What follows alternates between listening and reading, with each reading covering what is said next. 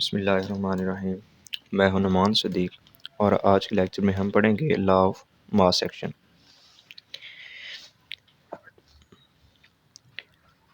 1869 में दो साइंटिस्ट थे, गुलबर्ग एंड वेग। इन्होंने ये लॉ प्रपोज किया था, दो सब्सटेंस हो जो आपस में रिएक्ट करती हैं। फॉर एग्जांपल एक सब्सटेंस ए है और दूसरी बी है। ये दोनों आपस में जब रिएक्ट करेंगी तो सी और डी हमारे पास प्रोडक्ट बनेंगे।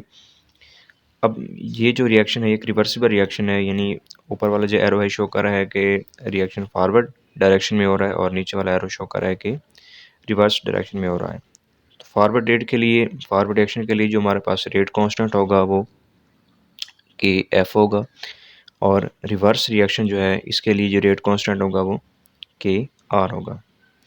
अब हम सेपरेटली अलग-अलग इनके जो है वो रेट निकालेंगे। सबसे पहले है rate of forward reaction.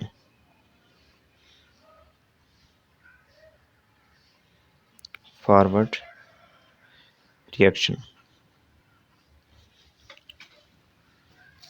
Rate of forward reaction होता है ये डायरेक्टली प्रोपोर्शनल होता है रिएक्टिंग सब्सटेंस के। अब रिएक्टिंग सब्सटेंस हमारे पास ए और बी हैं।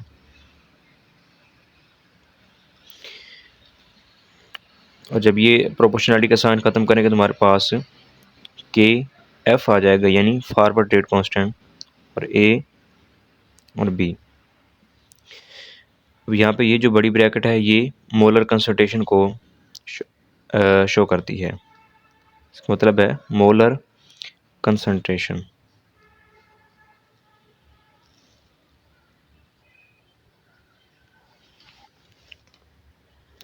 इसी तरह रेट ऑफ रिवर्स रिएक्शन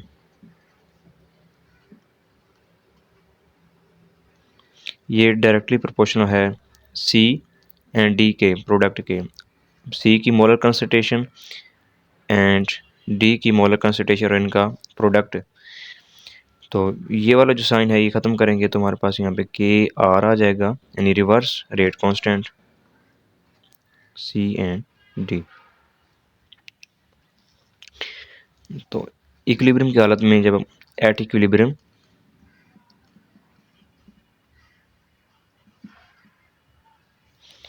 दोनों रेट जो हैं फॉरवर्ड रिएक्शन का रेट और रिवर्स रिएक्शन का रेट इक्वल हो जाते हैं, यानी रेट ऑफ फॉरवर्ड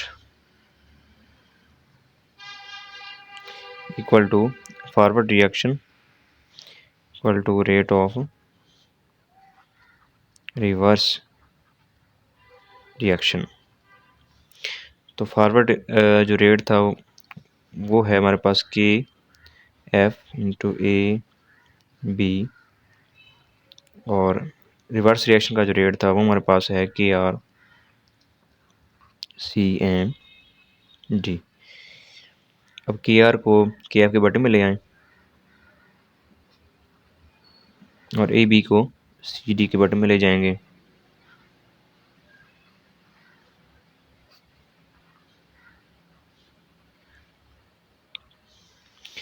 और ये पे जो हमारे पास के एफ और के आर है ये के सी के बराबर होता है।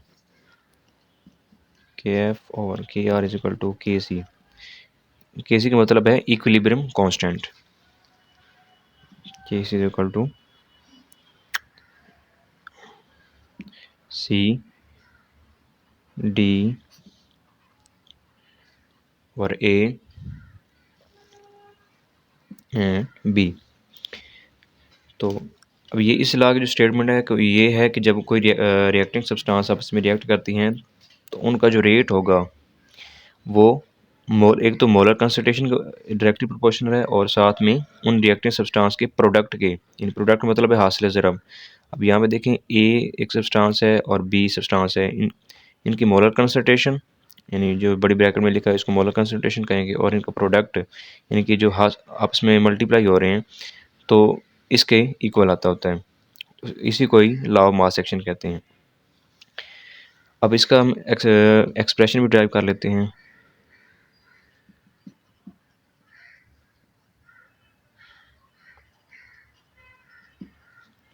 डेरिवेशन ऑफ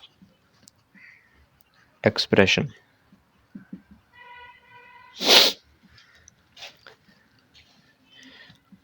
अब इसमें ये होता है कि ये जो रेट है वो रिएक्टिंग सब्सटेंस के जितने मोल्स होंगे ना उनकी पावर के डायरेक्टली प्रोपोर्शनल होगा। मिसाल के तौर पर हमारे पास एक सब्सटेंस ए है, उसके ए नंबर ऑफ मोल्स हैं जो रिएक्ट कर रहे हैं, और एक सब्सटेंस बी है, उसके B number of moles react कर रहे हैं, और इनके रिएक्शन के नतीजे में जो प्रोडक्ट बनते हैं हमारे पास, एक सब्सटेंस सी बनी, इसके सी नंबर ऑफ मोल बने, और दूसरी डी थी, इसके डी नंबर ऑफ मोल्स बने।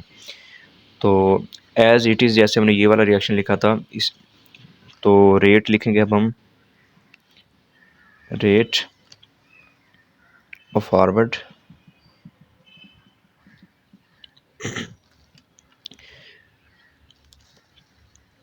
ये आ जाएगा डायरेक्टली प्रोपोर्शनल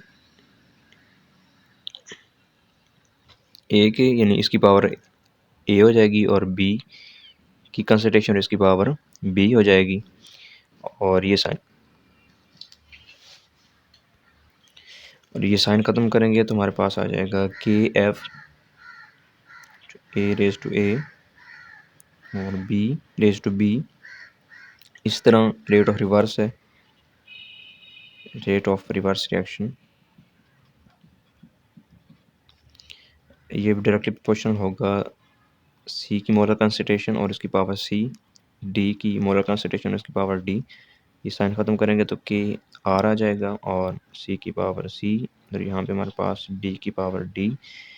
तो इक्विलिब्रियम के फॉर्मूले जो लिखेंगे तो के हमारे पास आ जाएगा कि एफ सी ए की पावर ए, बी की पावर बी, और इधर के आर सी की पावर सी, डी की पावर डी। के एफ ओवर के आर इज इक्वल टू,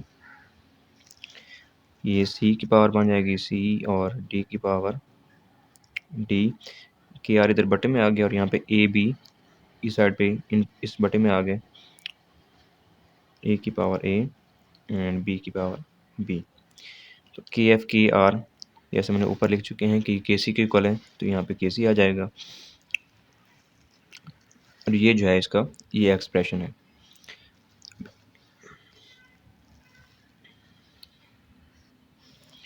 इसके एग्जांपल ले लेते हैं। N2 प्लस O2 नाइट्रोजन और ऑक्सीजन का जब रिएक्शन होता है तो इससे हमारे पास NO बनता है, यानी नाइट्रिक ऑक्साइड। इसके 2 मोल बनेंगे। इसके लिए अगर हम इसका रेट निकालें तो रेट ऑफ फॉरवर्ड ये बराबर होगा कि F और N2 एंड O2, और इस तरह रेट ऑफ रिवर्स रिएक्शन, तो ये हमारे पास होगा कि आर एन ओ, और इसकी पावर चूँकि 2 मोल्स थे यहाँ पे तो इसकी पावर 2 हो जाएगी। अब इसको इक्विलिब्रियम की फॉर्म लिखें तो के सी इक्वल टू आ जाएगा हमारे पास पर, यानी प्रोडक्ट ऊपर आ जाएंगे, रिएक्टर नीचे NO2, और ओवर हमारे पास आ जाएगा N2 एंड O2। एक और एग्जांपल लेते हैं। N2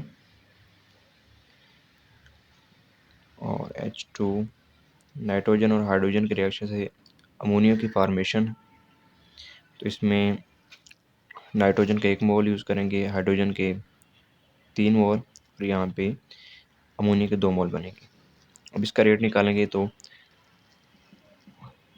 फॉरवर्ड के लिए हमारे पास आ जाएगा के एफ, और रिएक्टेंट है हमारे पास N2 एंड H2। अब N2 का 1 ही मोल है तो इसकी पावर 1 ही होगी, H2 के 3 मोल हैं तो इसकी पावर 3 होगी। और रिवर्स के लिए हम रेट इसका निकालेंगे, रेट तो ये के आर NH3, और इसके चूँकि 2 मोल इस्तेमाल हो रहे हैं तो इसकी पावर 2 होगी। अब इक्विलिब्रियम की फॉर्म इसको लिखेंगे तो K c is equal to product over reactant. Product हमारे पास NH3 है, इसकी पावर 2 है, और रिएक्टेंट हमारे पास N2 है और H2 और इसकी पावर 3 है।